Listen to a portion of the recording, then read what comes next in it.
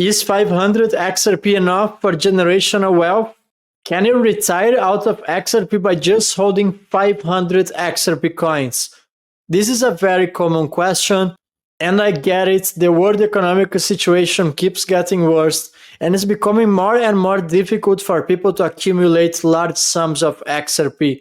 What was considered to be easy on the past, with just $500, you could buy 1000 XRP when XRP was just 50 cents. And right now, to own 500 XRP, you need almost $1,000. So I totally understand unemployment rates are on the rise. Actually, in America, it just hit a new 4-year high. However, that's a global issue, not only in America, in Europe, in Asia. Credit card delinquencies are on the rise, and people are really running out of liquidity. Jobs are not outpacing inflation, so it becomes more and more hard for people to think about investments. And I understand when people are living paycheck to paycheck, when they have high cortisol levels, it becomes very difficult to focus on investments when you are on survivor modes. And I know that's a reality for a lot of people that watch this channel, but I don't want you to feel discouraged about holding, for example, just 500 XRP. But here is what 99% of people don't really understand about XRP.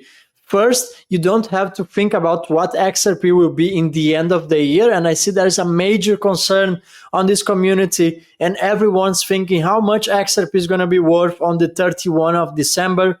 And I truly believe if people have this mentality that they want XRP to be above $500 by tomorrow, I think they are truly missing the point. Those people are truly missing the point on the real potential of XRP. And these are going to be the people that are going to be selling their bags at $100 or $50. And guess what? At this point, it doesn't really matter the amount of XRP that you have. But if you are selling large sums of your holdings when XRP is at $50, that won't make you generational wealth. You will not make it to the point when XRP is fully regulated and institutions can lend your XRP, to the point when you can generate yields out of your XRP, to the point when XRP holders are going to become liquidity providers to the banks. At this point, the game changes and you become a liquidity provider for the financial institutions. At this point, Santander, Bank of America, and other major financial institutions might be paying you for the simple fact that you hold XRP.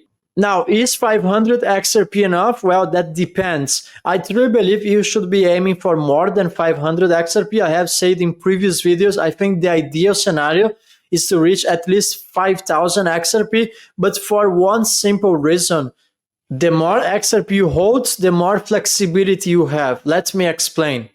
Let's say XRP hits $50 and you want to take some profits. Perhaps you want to buy a new house, a new car. In this case, let's say you own 5,000 XRP and you want to sell, let's say 500 XRP.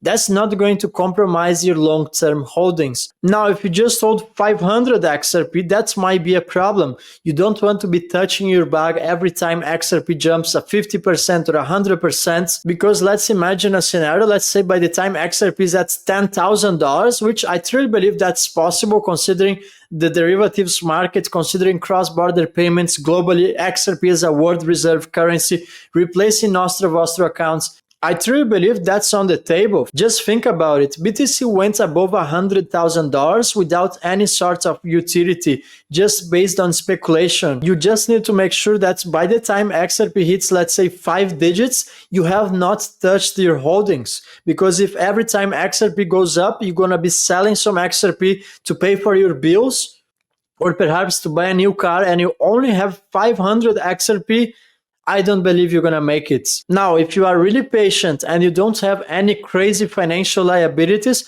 I truly believe 500 XRP on the long run can set you up. If you teleport over a decade ago when BTC was just $10 or BTC was just $20, someone that's had 500 BTC and simply held it through the years, this person is retired. That's worth more than $50 million. Do you think that person is not retired financially? I would argue that's not that much about the size of your bag. It's more about how you're going to handle price volatility, What's your strategy? I think you need to have a strategy. You need to know at certain levels you want to take some profits, but you can't be emotional about your investments, because let's imagine XRP goes to $50 and in this moment you go crazy, you see numbers on the screen and you decide to cash out your entire XRP holdings.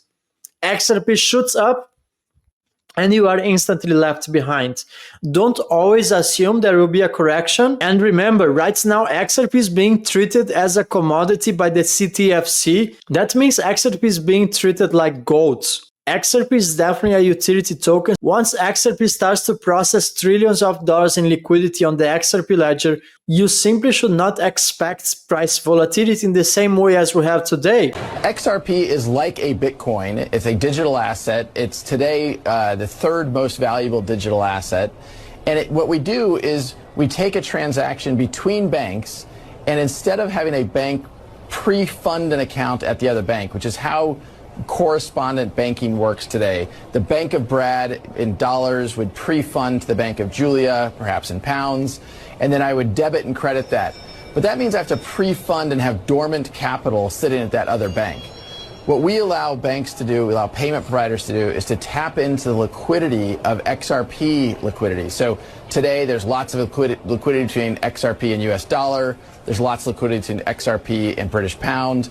And you could tap into that to move value in real time, in seconds. And even compared to Bitcoin, which takes up to 12 minutes to complete one transaction, XRP is extremely fast at about 3 seconds per transaction. That has meant XRP is extremely scalable in contrast to how Bitcoin works. The consumer itself doesn't actually see that it's flowing through XRP to solve the problem. What the consumer sees is simply a better product at a better price. And so we're seeing more momentum than we've ever had around using XRP to move this liquidity around the world. And so we couldn't really be happier about how that has played out in a world where there's still a lot, I think, of FUD, a lot of uncertainty, a lot of doubt about what's going on in crypto. This is a real use case solving a real problem for real customers.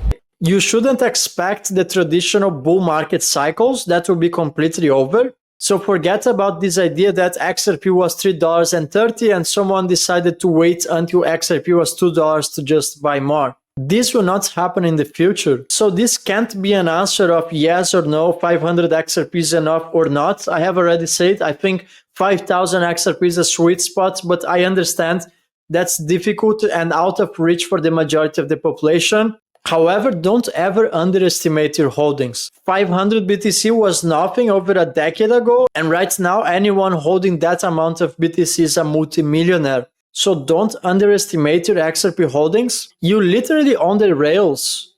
You literally own a piece of infrastructure where the financial system is set to run. So if you enjoyed this video, let me know in the comments what do you think I should cover in my next video. Also drop your location. That helps me with the algorithm and this video gets delivered for more people. And remember, if you want to trade crypto without KYC, I'm going to drop a link in the description of this video. It's the BTCC exchange, the exchange partner of this channel. You can buy XRP and simply send your XRP from the exchange to your cold wallet and you don't need any KYC. You can also use derivatives market, so you're going to find the link in the description of this video. Thank you everyone. I'm going to see you in the next one.